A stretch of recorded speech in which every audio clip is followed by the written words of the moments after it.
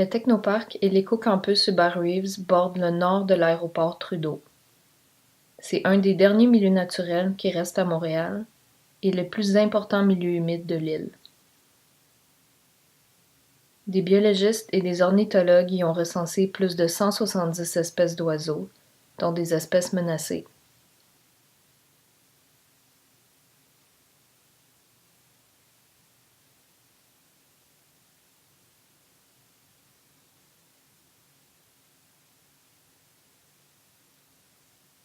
Y vivent aussi d'autres animaux de terre et d'eau, témoignant d'un écosystème en santé.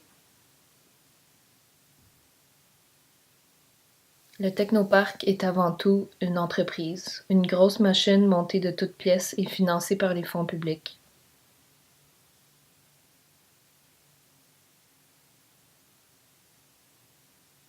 Ils ont développé une grosse partie, notamment en faisant d'énormes stationnements où personne ne va.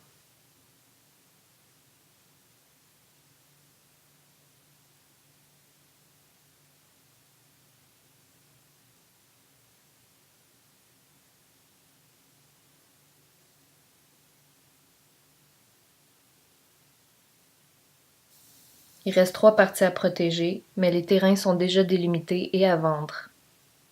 La section qui reste, le Marais des Sources, appartient à l'aéroport de Montréal, donc une terre fédérale, et va sûrement être utilisée pour la construction du futur réseau express métropolitain, qui planifie installer une station en plein dans le milieu naturel.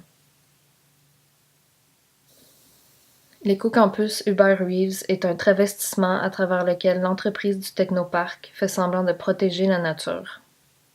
En fait, ils font n'importe quoi, tellement que la Ville de Montréal a rapatrié la gestion du technoparc.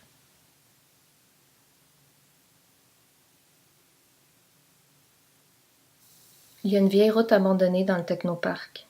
Elle est déjà pavée, électrifiée, elle a même des bancs de fontaine. Au lieu de la rénover, ils ont décidé d'abattre 3200 arbres et d'en construire une nouvelle.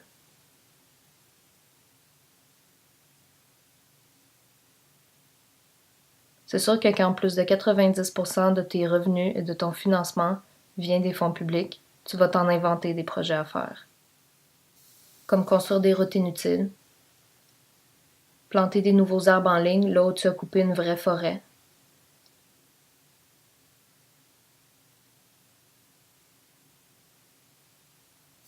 et faire les routes le plus larges possible. Lorsqu'on confronte la mairie de Ville-Saint-Laurent sur le cas du technoparc, ils nous répondent qu'ils sont propriétaires des terrains et qu'ils ne peuvent rien faire. Pourtant, c'est la ville qui leur donne les permis, c'est la ville qui fait les infrastructures et surtout, c'est la ville qui les finance.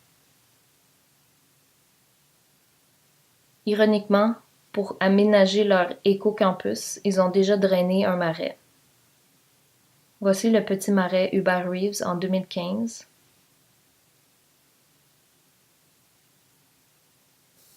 Le voici cette année, complètement asséché.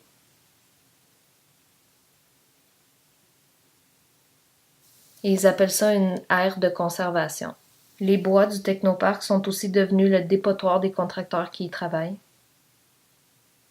Tous les nouveaux immeubles ont installé des trappes à poison, parfois à quelques mètres des aires boisées.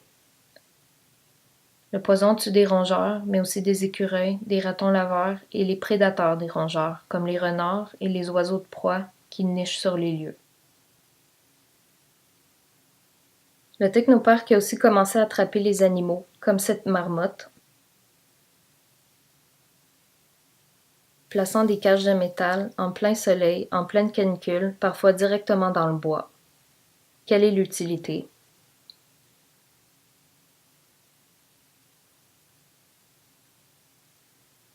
Nous avons également une preuve qu'ils ont engagé une firme externe pour détruire le barrage de Castor. C'est sûr que détruire la nature, tuer les animaux, enlever toute trace de vie en silence, facilite ensuite le travail des développeurs et des contracteurs. La porte leur est ouverte une fois qu'il ne reste plus rien à protéger.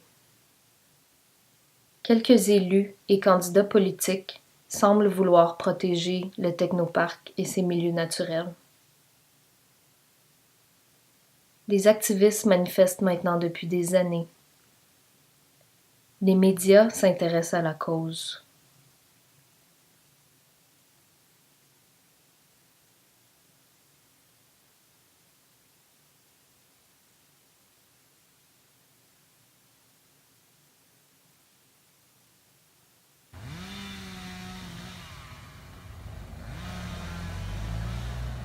Mais même aujourd'hui, les travaux de destruction se poursuivent.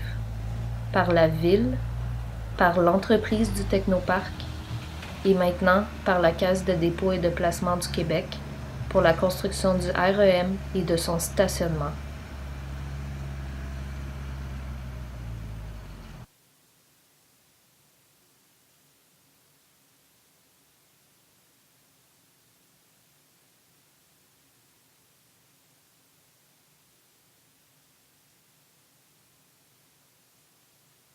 Mais où est le ministère de l'Environnement? Où est la loi? 4 questions émergent. Question 1.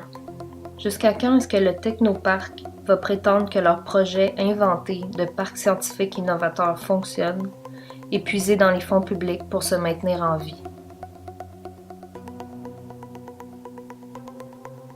La formule au Québec est toujours la même. Une entreprise embauche une firme de lobbyistes ou une agence spécialisée dans la demande de subventions ou de changement de zonage auprès de ses amis au gouvernement. Comme dans cet exemple, une entreprise a demandé une subvention de 40 millions pour déménager de Pointe-Claire au Technoparc. L'entreprise reçoit l'argent, l'agent obtient son pourcentage. Ce qui arrive à l'immeuble ou au développement 10 ans plus tard, on s'en fout, tout le monde a eu son argent. Question 2. Pourquoi le ministère de l'Environnement du Canada n'intervient-il pas pour freiner les travaux, sachant depuis des années que le petit blongiot, protégé par la loi fédérale des espèces en péril, niche sur les lieux ses propres terres fédérales? Question 3. Alors que des municipalités et des villes partout dans le monde essayent de rétablir les milieux humides pour se protéger des inondations et des désastres écologiques, et que le ministère de l'Environnement du Québec insiste de plus en plus sur l'importance de protéger les milieux humides, pourquoi laissez-vous une entreprise privée, le Technoparc, et la Caisse de dépôt et de placement du Québec détruire un des derniers milieux humides qui reste à Montréal, et ce, avec l'argent des contribuables? 4e question. Alors que l'Ontario a mis en place une politique contre l'étalement urbain, obligeant les municipalités à ne construire que dans des zones déjà développées, et de manière à maximiser l'emploi de l'espace afin de conserver et protéger les milieux naturels. Pourquoi va-t-on détruire un des derniers milieux naturels à Montréal, alors que partout autour a déjà été développé à l'excès avec l'abus des grands espaces?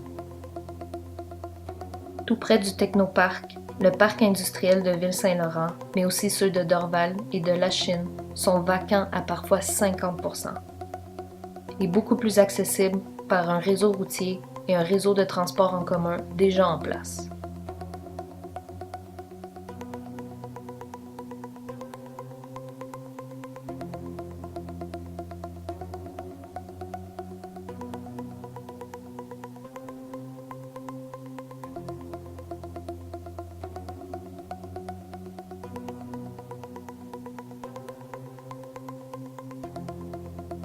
Jusqu'à quand est-ce que le Québec va détruire et déboiser des écosystèmes entiers pour ensuite les abandonner?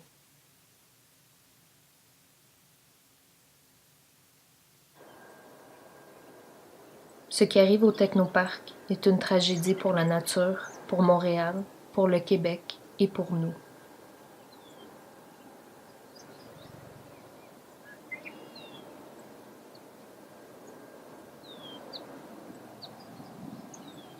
Et ceux qui payent, c'est toujours ceux qui n'ont pas de voix.